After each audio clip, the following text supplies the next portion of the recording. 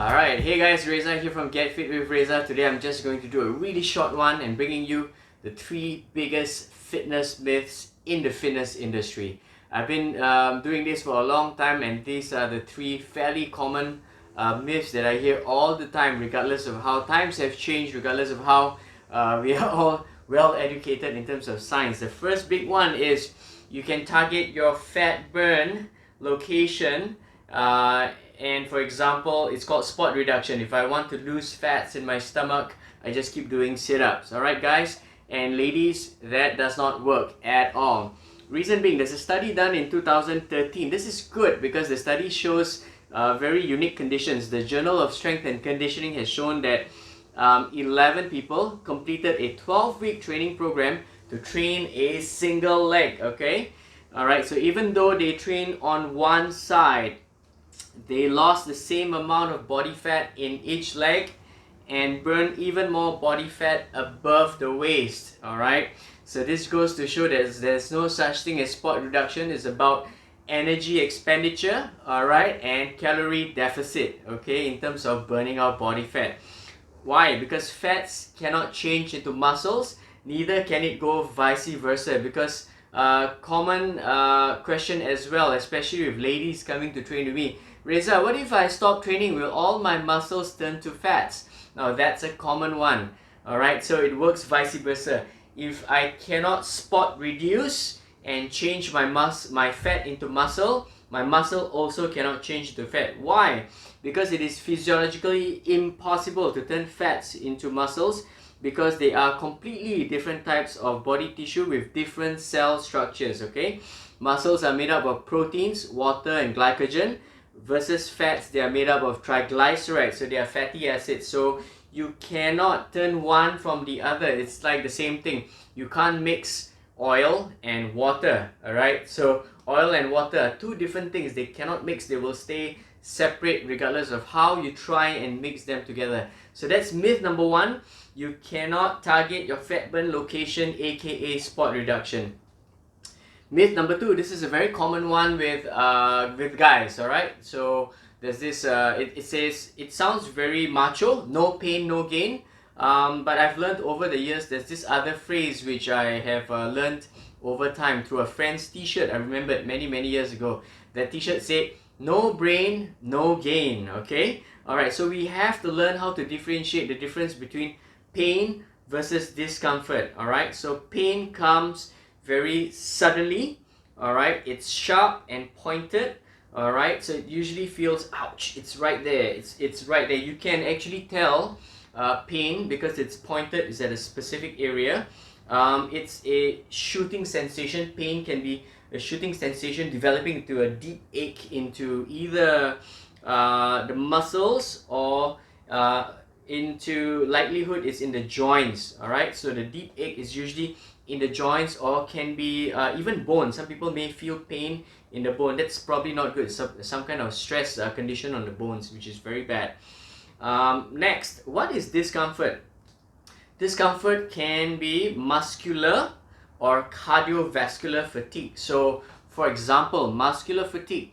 I'm doing push-ups until I cannot do anymore and I feel muscular fatigue in my chest muscles here. I feel muscular fatigue in my deltoids, my front shoulder and my triceps, and that's it. I'm wiped out. I can't do any more push-ups, and there's no pain in the shoulder joint, neither is there any pain in the elbow joint, neither is there any pain in my wrist. So that's good. That's discomfort. That's working towards fatigue, which will help change your body, okay?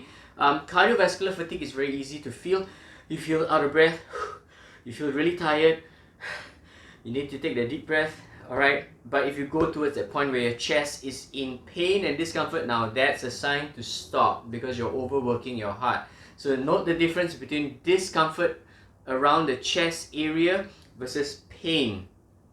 Alright, so if there's pain here, time to stop. Next, we are looking at local feelings in muscle, which is burning sensations. That's with regards to the side effect of the lactate buildup, alright? And also delayed onset muscle soreness. So after having a good workout, you may experience delayed onset muscle soreness up to a maximum of 3 days, especially for new exercises. Somebody who's new in terms of working out. Yes, you will experience delayed onset muscle soreness, maybe up to 3 days. Any longer than 3 days, if you are experiencing discomfort in the muscles, you could have strained the muscle. So be very mindful of how long that muscle soreness is. If it goes beyond 3 days, you have to check it out. You might have to go and take it easy, start to mobilize it slowly again and heal. Likelihood you have had some injury at the muscle level already, okay? So that's something that you have to pay attention to.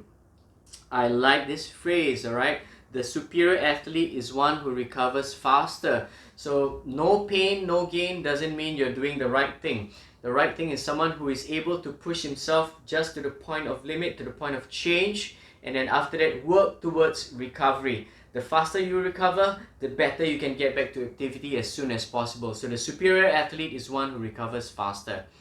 Next one, this is fairly common. I've made the mistake before, all of us have. Alright, before we start working out, we straightway go into some kind of passive stretching for the pecs, passive stretching for the lats, or even passive stretching of the quads. How do we define passive stretching? Holding that stretch for more than 10 seconds, holding that quad stretch for more than 10 seconds prior to doing your activity. So that's the third myth. You must stretch before your workout, okay? So passive stretching loosens your muscle tendons, alright? Muscle tendons is the connective tissue from the muscle over the joint so that your body can move, okay? So passive stretching actually changes the length of your tendons, and the problem is before working out, if you start to loosen and change the length of your tendons, you can't get good contractile force in your muscle. So instead of being able to perform strongly, vigorously, you start to perform very weakly without control, and you will feel unstable in the movement. So that is a very common mistake. Rather, do a dynamic warm-up that moves through the range of motion prior to the activity. So the first thing that you could do prior to a bench press or even a push-up, right now in the air, I'm going to do a couple of reps, going through the motion of the press, making sure that my shoulder joint, elbow joint, my pecs, my triceps, my shoulders are going through the range of motion that is desired for the activity. So in that sense, I'm getting blood pump through the muscles that I want to work. I'm getting my joints to move and warm up and get again blood flow and heat to transfer to the parts of the body that I want to use to prepare me for the activity. Same goes for squats. Yes, we can do all the mobilizers and all that, but go through the range of motion of the squats that you need to perform. Alright, at a very light load, body weight, empty bar, and so on and so forth. So the thing is, we, especially in time compressed Singapore, we like to rush our workouts, especially legs day. Okay, I need to do 10,000 exercises in legs day. I need to do 6 exercises in legs day. But again, by squeezing 6 exercises in 1 hour, you might just run the risk of injury. Why not do less but with high quality? Alright, so if you're not a competitive athlete, be very mindful of your training program. We want to train for longevity. Alright, we want to use this body for a long time, not just for short-term results, short-term goals, and then I get injured and then I can't move my body anymore over the next couple of months. We're still for many years.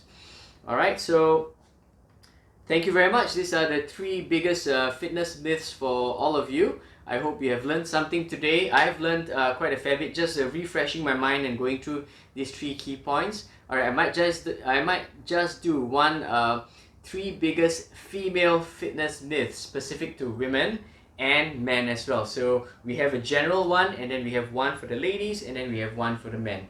Okay guys, do hit that like, share, and subscribe if you have enjoyed what you have just seen. Stay in touch with me, Get Fit with Reza. Alright, if you need any coaching advice, do hit me with an email or a message on Instagram, Facebook, whatever, even down in the comments below. Thanks so much. Have a great day. See you real soon.